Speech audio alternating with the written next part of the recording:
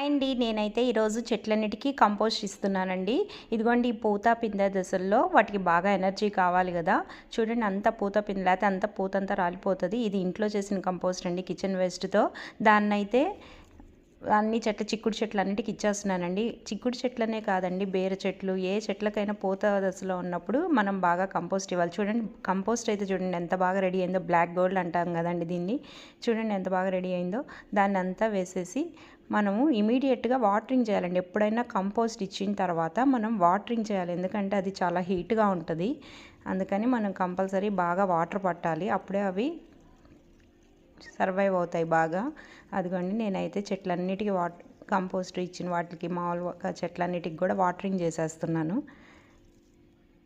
ఇదిగోండి మా వెనక కన్స్ట్రక్ట్ చేస్తున్నారండి. ఆ గిన్నె కోళ్ళు అయితే చూడండి 4th ఫ్లోర్ ఎక్కినాయండి. అవి ఆ కమ్ముల మీద కనిపిస్తున్నాయి కదా, చూడండి అక్కడ కూర్చున్నాయి అవి.